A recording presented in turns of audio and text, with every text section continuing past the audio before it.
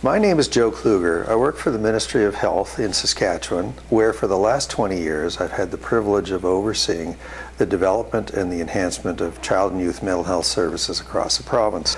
As the size of the child and youth mental health services in Saskatchewan has nearly doubled over the past 20 years, the question has come up from time to time, how effective are the services?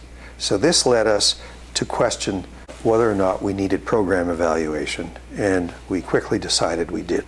So today I want to share with you one example of how we came to use program evaluation and what we did to implement. The program evaluation began roughly 5 years ago with a meeting of the managers of child and youth mental health services across the 13 health regions in the province. That discussion focused on how to measure the outcomes of the mental health services for the child and youth clients. Did they get better? Did they stay the same, or did they get worse? Was there a difference between children and youth? Was there a difference between males and females? Were some programs more effective than others? We wanted to know this for a number of reasons. The first was greater accountability. Now let me talk about greater accountability. In the past, what we've done is we've simply measured number of services and how much money we've spent. We did not measure client outcomes.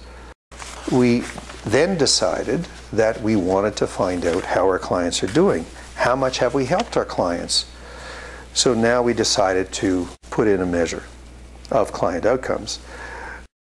The second reason, quality improvement. We wanted to set up a system of measuring client as well as system delivery outcomes so that we could, on an ongoing basis, improve services to improve outcomes for children and youth with mental health challenges and disorders.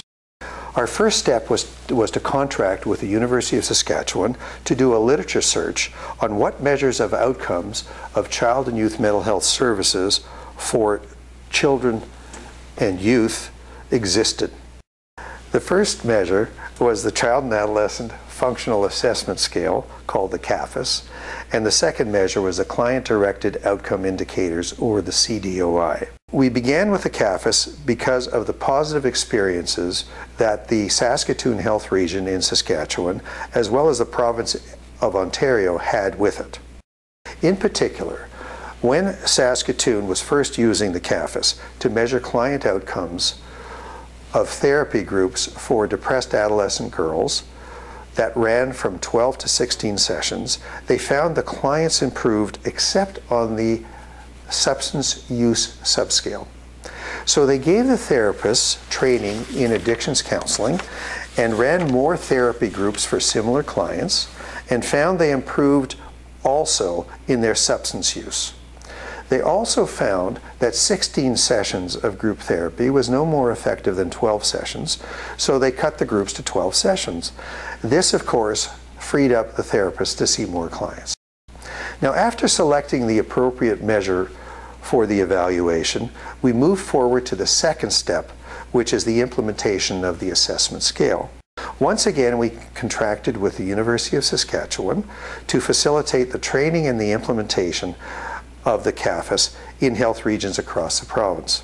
To prepare for the implementation of this tool, the CAFAS, we needed to have a security assessment done on the new web-based CAFAS system in order to determine what the level of risk was in terms of privacy and security in having the data in this system.